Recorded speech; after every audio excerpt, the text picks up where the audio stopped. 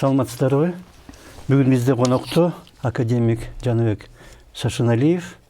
Саламатсызбы? Саламатсыз. Келгеніңіз үшін. Бұға чейін біз күзіндегі жайында интервью қылдық эле. Илим жөнүндө. Анан азыр коомдар башка бир пикирлер айтылат. Интеллигенция жоголду, интеллигенция чыкпайт, интеллигенция дегеле жок деп да айтып калышат. Сиз мына илимий интеллигенциянын өкүлү катары мына саясий окуяларга, коомдук окуяларга кандай азыркы бааңыз, көз карашыңыз? Жакшы, рахмат. Биринчиден мына азыр жаңы жыл келди. 2020 жыл. Ошонун алдында мен кыргызстандык замандаштарымды жана Өзкөчө мырза Нарынаев сени 5 каналдын коллективин куттуктап кетейин деп турам. Себеби абдан 5 канал аркылуу кыргыз эли көп нерселер менен таанышып атат. Абдан актуальный вопростор. Сен атыңды азыр билбеген киши жок. 5 канал Нарынаев дейт. Мына бул абдан жакшы нерсе. Мен силерге ошол бардыгыңарга кыргыз элине жакшылыктарды каалайм. Дайыма элдер айтат, бактылуу болсун. Мен ушу сөз айтпайм. Бактылуу күндөр көп болсун дейм. Себеби ар бир адамда проблема бар. Вечный бактылуу болбойт ал. Ошон үчүн бактылуу күндөр көп болсун. Кыргызстаныбыз мына ушул жылы өнүгүп өссүн бардык жагынан деген ойдомун биринчи. Экинчиден бир телевидениеден анан радиодон айтылган сөз мени абдан эме кылды, ойлонтурду. Ал эмне деген? Былтыр урматтуу Владимир Путин, Россиянын президенти, телевидение аркылуу айтып, Кыргызстан жөнүндө мындай деди. Кыргызстанда 2 революция болуп кетти. Эми баарын байкап көрсөк, акыбалы кандай, экономика начар баардыгын билип турат. Эми да бир ошо революция болсо, мүмкүн республика жоголуп кетиши мүмкүн деди. Бул эмне? Бул биз үчүн просто абдан катуу сөз да. Анан мен ойлондум, бу кандай? Деп анан мен ошо Путинге мен макул эмесмин. Ошого каршы эмес, мындай оюмду айткым келет аргумент. Кыргыз эл деген бул дүйнө жүзүндөгү көп элдерден өтө тарыхый мурунку элдердин бири. Карагыла, Евразияны почти бүт каганат кылып Наполеон убакыттап турган Барсбектин доорунда великодержавный кыргызский каганат деп. Бул эмне деген эл?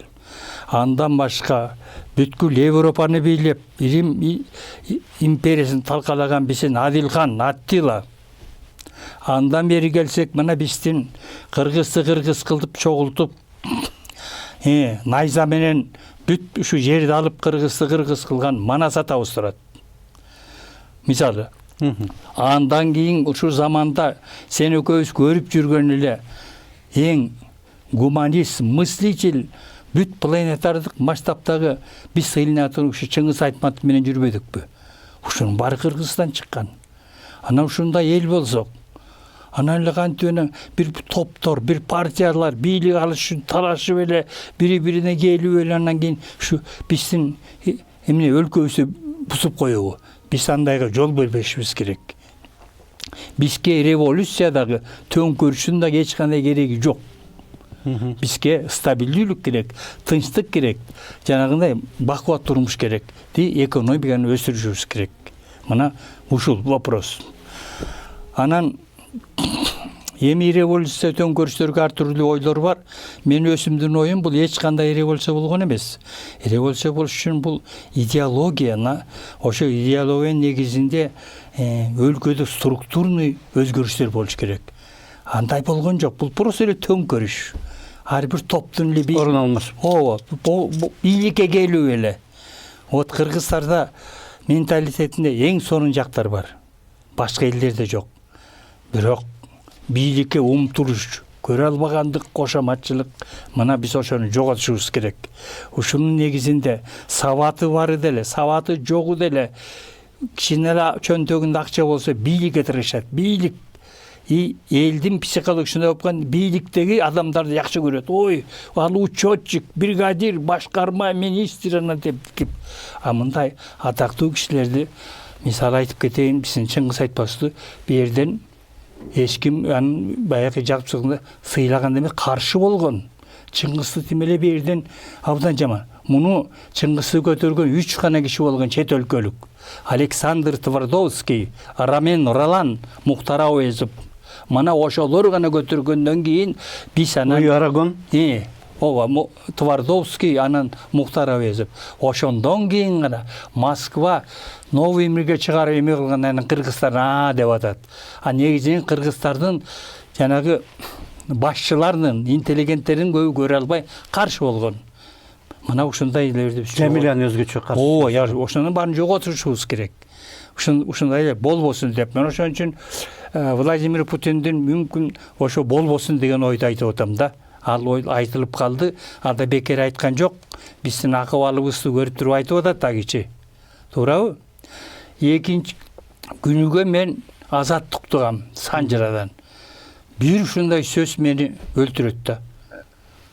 Интеллигенция өлүп калды. Күнүгө айтат. Бул ойлонбой бул кандай жигит айттырып атат деп айтты. Ай, кандай? Мына мен интеллигенциянын өкүлүмүн. Биз күнү түн иштеп атабыз. Так, изобретениелер автор сүйлөп чыгарып атабыз. Монографиялар чыгарып атабыз. Чет өлкөлөрдө китебиз чыгып атат. Бүткүл колубуздан келгенди кылып атабыз. Бардык интеллигенттер өзүнүн ишин билип, жакшыраак иштеп жүрөт. А тиги айткан жигиттин ою боюнча биз эшикке чыгып алып, митинг кылып, бир партиянын тоогун колдоп жүрүшүбүз керек. Анда мына академиктер чыгып туруп активный экен, интеллигенция тирүү экен деп. Мына менин оюм ошондой. Биз тирүү болгондо Кыргызстандын маданиятын, илимин, билимин, спортун баарын көтөрүп аткан ушу интеллигенттер. Унчукпай өзүбүздүн ишибизди кылып жүрөбүз. Мына ушул эки сөз айткым келет да. Анан жанагы Путинге дагы бир кошуп коеюн. Берде эмне үчүн ал ушу коркуп айтып атат, тек төңкөрүш болсо. Төңкөрүштүн негизи эле мындай болуп атат да. Баягы эле эски бир жаман кыргыздар жердешчиликке бөлүнүп, урукчулукка бөлүнүп, сен кайдайсың? Мына ушунун баары Кыргыздын өсүшүнө тоскоол болуп атат. Эми азыркы билим алган, чөнтөгүндө диплом болгон, эми аны айтсаң көбү сатып турат деген, ошон үчүн сабаты да жок. Мына көп айтат го мадым барып, түркөй кишилер көп бизде. Ошону ойлоносуң да күйөсүң. Менин оюмча, биздин улутубуз кыргыз, уругубуз да кыргыз. Ал эми уругуңду билгиң келсе, үй бүлөнүн чегинде туугандарыңды билгин ал. Жет атаны билиш керек. Бирок мамлекеттик деңгээлде биз кыргыз деп гана турушубуз керек. Мына ошондо бизде төңкөрүш да болбойт, революция да болбойт, төңкөрүштүн да кереги жок, революциянын да кереги жок. Бизге өсүш керек. Революция жөнүндө мына Атамбаев айтты эле, ошол эле Путин менен жолукканда, 2 революция мен жазадым, 3-үчүн жазабайм деп айткан. А бирок кийин Койташтан төңкөрүшкө чейин жетип калды го. Чоң историясы, ага барабыз азыр. Мына азыр кеч эртең менен Санжырадан уктум. Де юре азыр 250 партия бекилиптир. Катталыптыр. Бу кандай деген.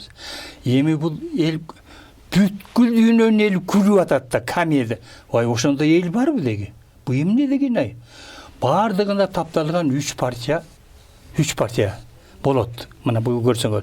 А кээ бирөө өнүгүп өсүп аткан, башкарып аткан Кытайда бир эле партия. 1 миллиард 350 миң эл. Бир эле партия. Өскөнү түбүнөн дүлкүрөп өсүп атат.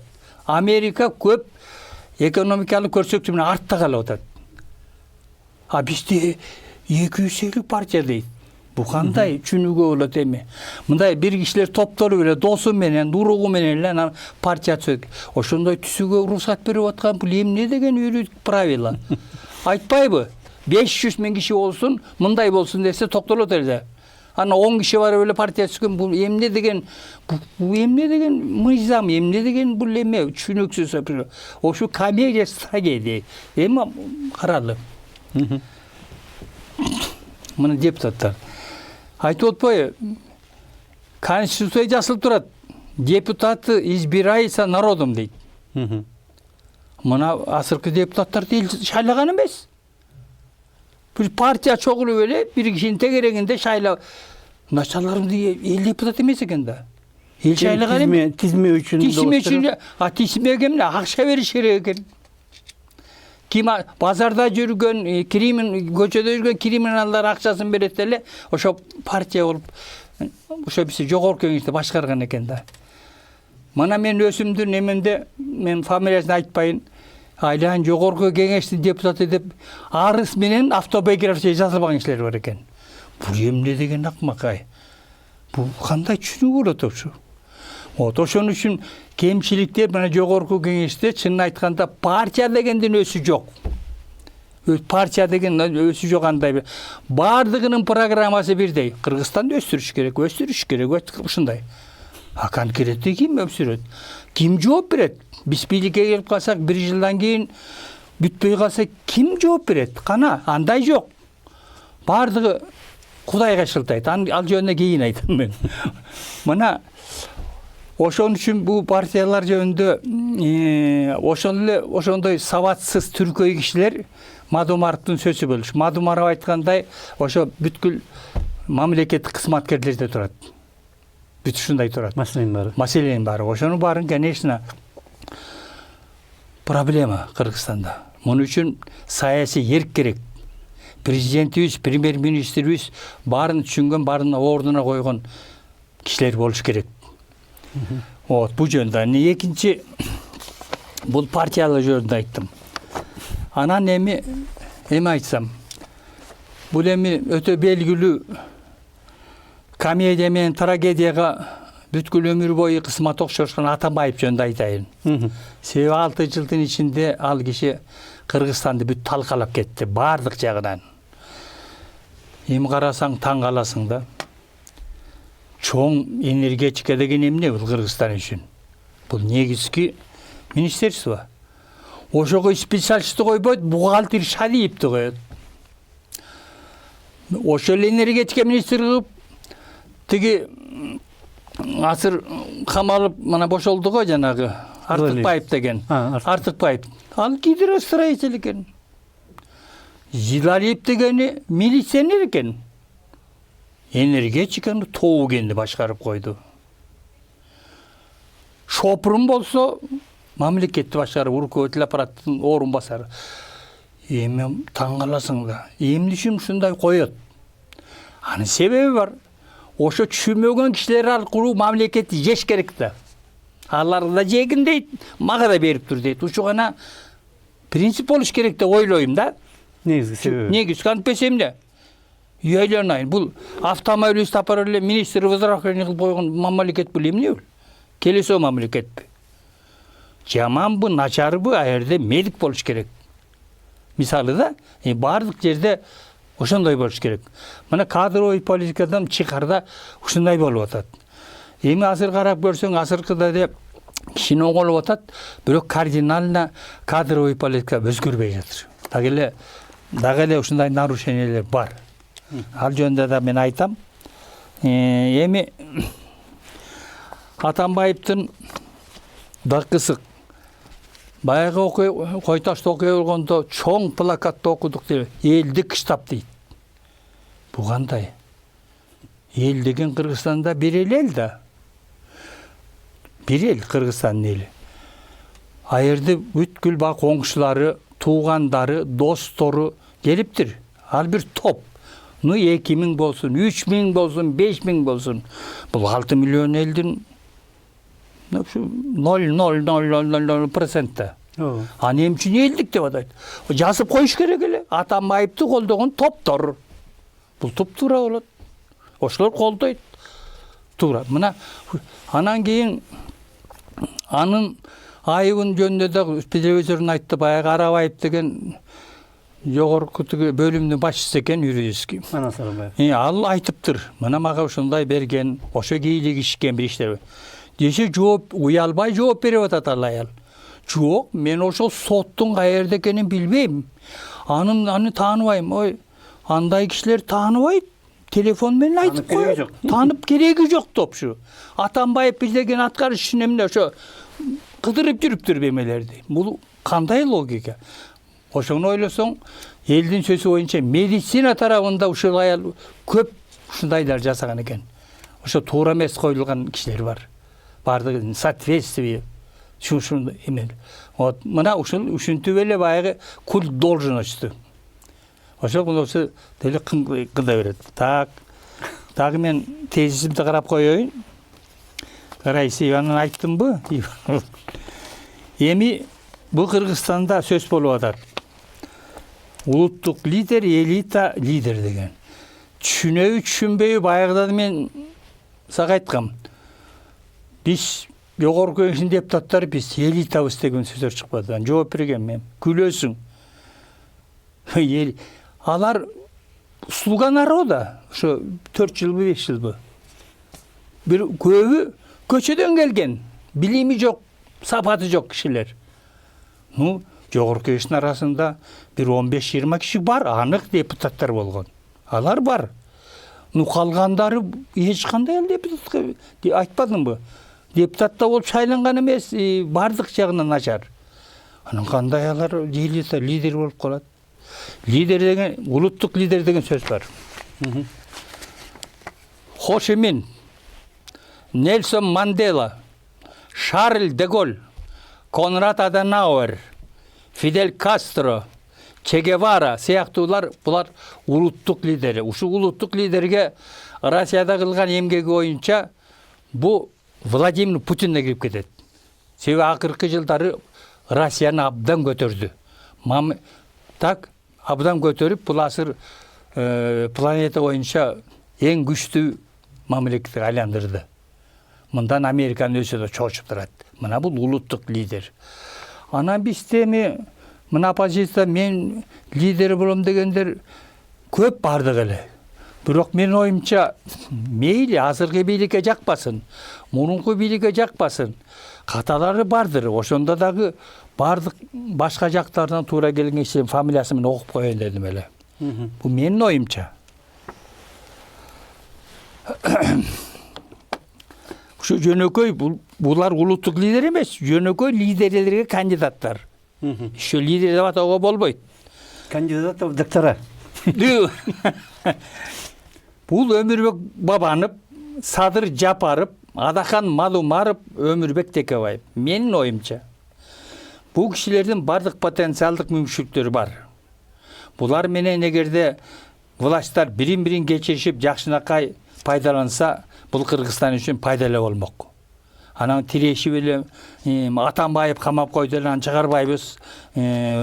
Мыйзам ошондой экен, мынча жылга кесилди, аны күтөбүз деген бул туура эмес. Так, эми карачы катырды кандай. Ой.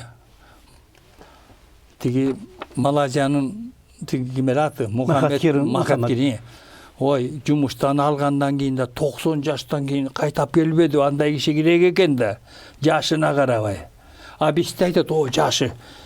Кеп 60-тан кийин гана акыл кирет адамга, полный. Мына көп өлкөлөрдө премьер-министрлерди 60-тан кийин гана алат. Ошондо акыл толот деп. Анан кандай кыйланай. Мына кадырда ушундай кечиримдүү болуш керек. Ошо власттар любой. Анан дагы мен көп угам Кыргызстанда жакшынакай кишилер бар экен. Өзүнүн списогун берген адистер. Мына Артур Медетбеков, Максат Маматканов, Османакун Ибраимов, Расул Мед. Мен буларды көргөн киши эмес. Үмбеталиев. Мен көргөн билбейм буларды мен. Алар деле мени билбейт. Мен илимде жүргөн кишимин. Бирок алардын сөзүн угуп бардыгын адис катары эми ушуларды пайдаланып жакшынакай эле бир кызматтарга алып койбойбу? Эмне алар көчөдө оппозиция катары жүрөт?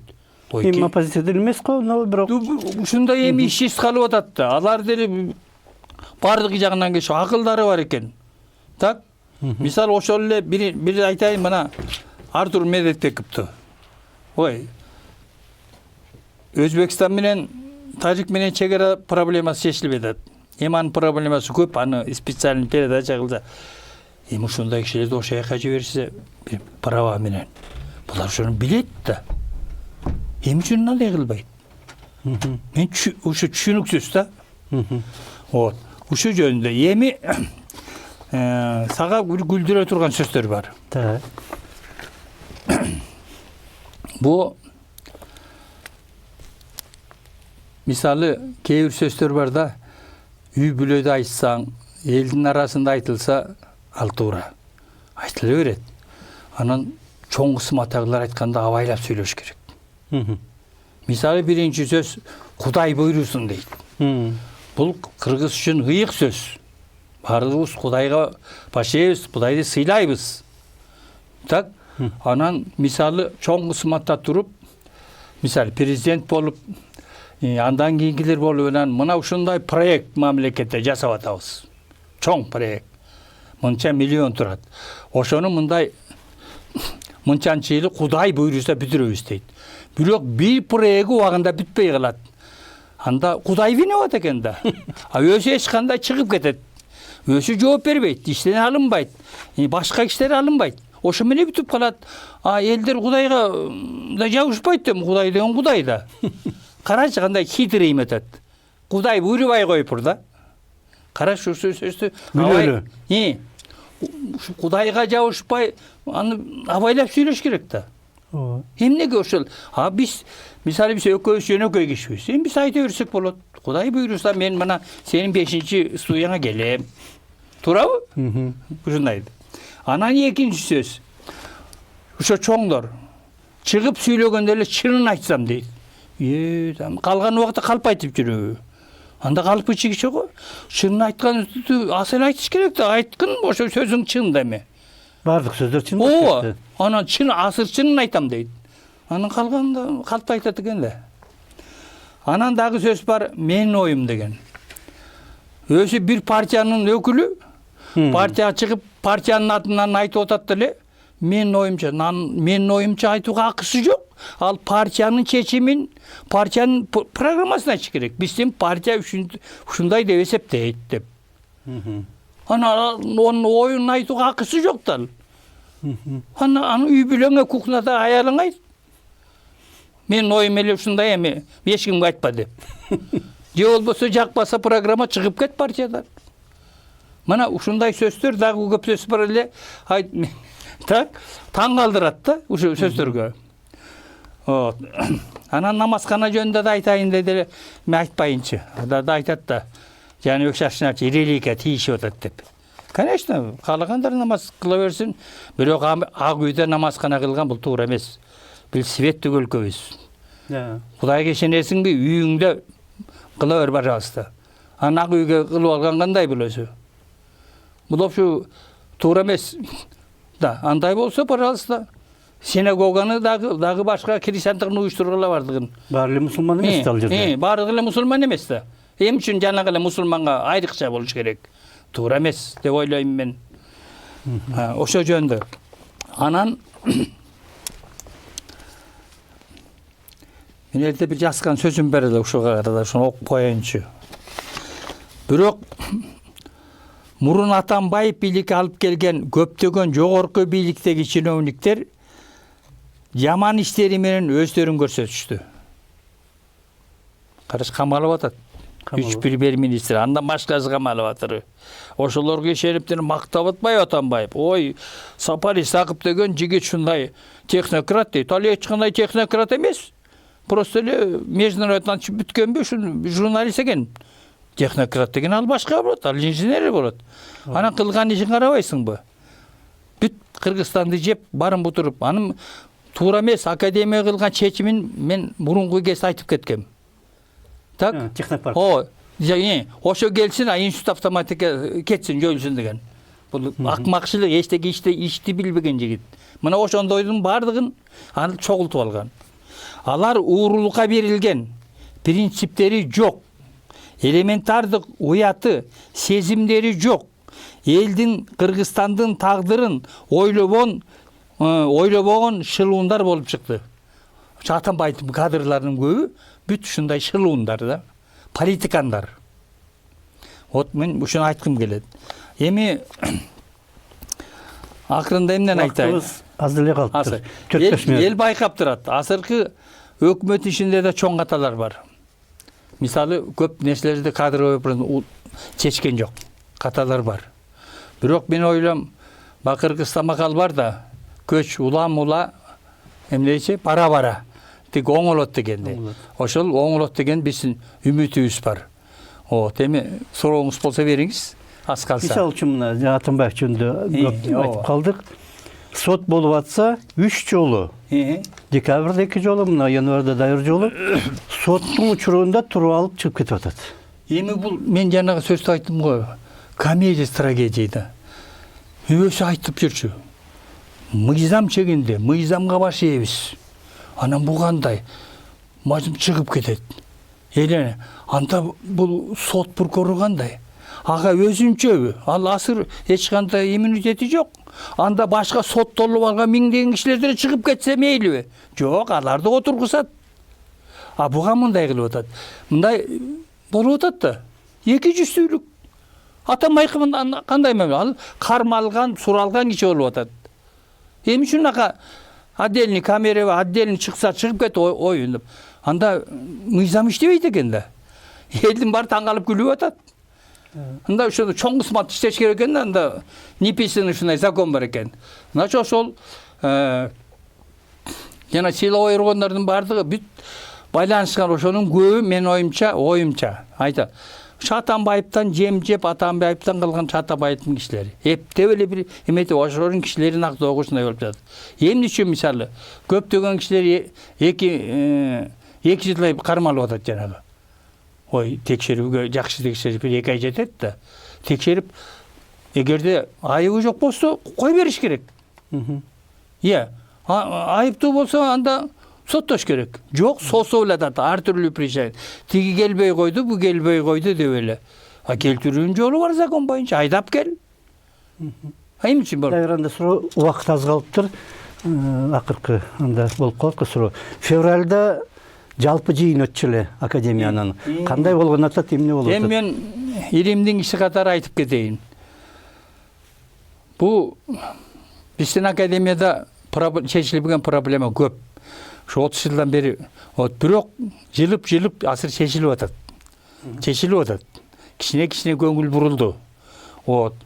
Анан баягы бүткүл средствосми кошоматчылар шелмап аткалапчы да. Даже кейбирлери чыкчы. Академия жоюш керек деп. Мисалы, наукасыз, академиясыз ал мамлекет болбойт. Ал колониальный мамлекет болот. Биз жакшынакай эле иштеп атабыз. Конечно, проблема көп. Айлыгыбыз начар, оборудование эмелери жок, завод, фабрика жок, эчтеке ала албайбыз. Көп, анын баарын мен айткам мен. Анын баары эми оңолор эми. Бирок мен азыр лично кайрылып кетейин деп атам. Ошо 20-февралда бизге жалпы чогулуш болот. Сооронбай Шарипович президентибиз, мына Абылгази премьер-министрибиз ошого. Өзгөртүп бир. Ошо чогулушка өзүңөр келип, экөөңөр келбесеңер да бирөөңөр келип катышып, элдин көңүлүн көтөрүп, мындай задачаларды айтып кетсеңер, эл дүбүлдөп абдан жакшы болот да. Анан бир эчтеке чечпеген, эчтеке билбеген референт деп заместитель премьер-министр жерсиңер. Келет да кечирип койгула, тылкый отурушат, анан кайта отуруп эле кайта кетип калат. Бу эмне деген, бу писичкабы? До конца отурушсун, чыгып сүйлөшсүн, жардамын беришсин, президенттин айтсын стратегически. Ошон үчүн мен ошо собранияга ошо өсүмдүн атыман ошол экөөнүн келип кетсе бирөө болсо, биздин жетекчилерибиз. Мына ошо собрания жакшы өтмөк, биз абдан шыктанат элек да. Мен ошолорду суранамын. Бирөөңөр келип кеткиле деп. 20-февралда. Ооба. Саат 10-до. Большой актовый залда тосуп алалык. Рахмат, анда вакытыбызды аяктап калыптыр. 30 мүнөт өтүп кетти. Рахмат келип айтып бергениңиз үчүн, ушундай оюңузду интеллигенциянын атынан. Интеллигенция өлбөптүрбү, тирүү бекен? Тирүү бекен. Ошондойго. Тирүү ушундай эле жүрөбүз, ал унчукпай эше чык митингге чыкпасак эле эмне өлүп калабызбы? Да. Тирүүбүз. Рахмат сизге. Жакшы. Бизде конокто академик Жаныбек Шашыналиев болду. Рахмат. Сизге да рахмат. Саламат. 5-канал өнүгүп өссүн. Саламат алыңыздар.